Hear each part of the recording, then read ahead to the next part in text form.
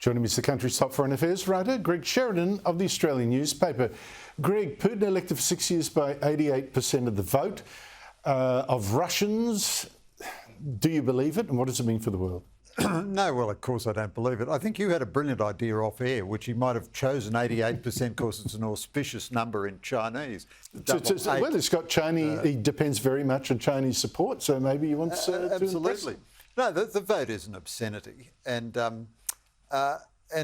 he's humbly thanking the voters. It reminds me, I can't remember whether it was Chairman Mao or one of the North Korean dictators who, according to the state propaganda, played his first round of golf in his life and hit every ball as a hole-in-one, and then swam up the Yangtze River. I think it was Chairman Mao. That's Mao. He swam there in world record time. In world record time. And I mean, I don't think these dictators even expect people to believe it. They just are showing you their power. It's but like making you say you believe it. Yeah, yeah. And it's like Big Brother in 1984. Yeah. You know, they just the ability to say 2 + 2 is 4 is what defeats the dictator.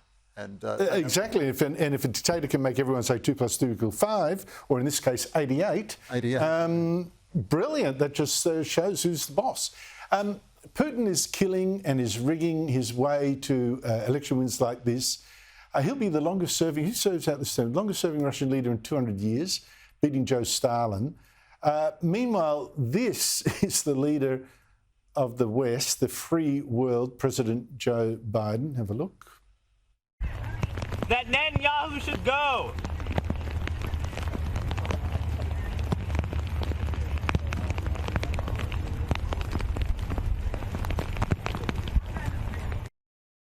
I don't admire Putin's methods one little bit, obviously, but is that man, and the West generally, strong enough to outlast and outfight Vladimir Putin?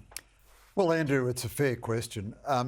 I got a column in tomorrow's paper outlining how all the AUKUS partners, the US, Britain and Australia, are cutting their defence capabilities, cutting their defence budgets. And, you know, Grant Shapps, the British Defence Secretary, says we're living in a pre-war time. Joe Biden says how perilous the competition with China is. Our own government says it's the most dangerous strategic circumstances in 80 years. But all of our societies are so addicted to welfare payments and NDIS and insanely expensive green energy transitions and all the rest of it, they're not going to spend on defence, and they don't project any vigour. I mean, I think our own government has gone quiet on China, won't say boo on China. Won't say it. Won't answer Paul Keating. It's all of our governments in different ways. Have they said nothing on the Paul Keating thing?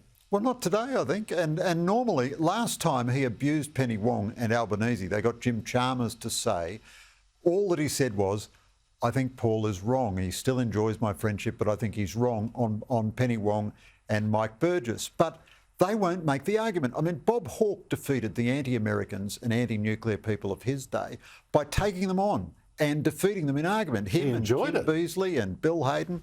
That's right. Whereas Albo, he's kind of got into a fetal crouch and he won't say boo to a goose and he just says nothing. And they think this is statesmanlike, but what they're doing is they're not defending their basic strategic position. It shows they have no courage. Let's talk about that goose, Paul Keating. I talked earlier how he's going to have a meeting, a private meeting, with the Chinese Foreign Minister, Wang Yi. Wang Yi's got an even higher title now, councillor or something, in Sydney, when Wang Yi knows that Paul Keating has been attacking the Albanese government for being too hard on China, what a joke that is, saying we're all wrong and China's not a threat.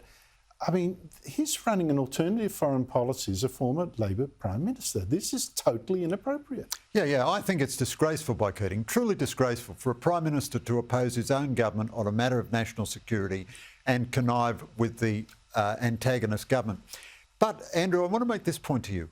Wang Yi knows exactly what he's doing, and he is kicking sand into the face of the Albanese government. He's come here to humiliate. No, you're wrong. I thought it was all friends now. They're come friends. Just as when they called Albanese a handsome boy, they knew that this was a humiliating and degrading term.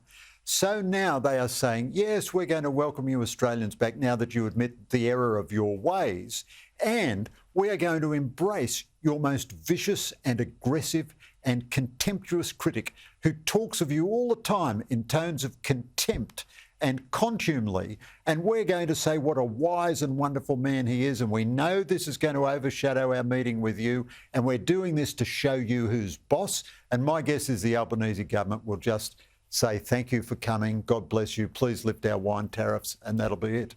What has this government actually got out of crawling to China? Because it is a crawl. Kimberly Kitching was right. When the last conversation I had with her before her untimely death, the former Labor senator, what a loss, what a terrible loss, was exactly that. I said, can we trust this Labor government to be, incoming Labor government, to be tough on China? She said no.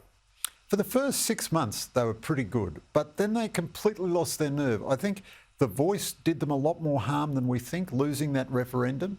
And they're very conflict averse. Richard Marles, who, you know, talks like Dick Cheney in private, he obviously has no traction or influence in the government whatsoever. It's an Albanese, Wong, Katie Gallagher, Jim Chalmers government. It's essentially a Labor left government. And even when they recognise that someone like Keating is talking complete rubbish, they won't have a fight about it. Well, that's because they're scared in part of what Keating might do. And of course, Albanese is an admirer of Paul Keating. I mean, oh my God, it's all tribal.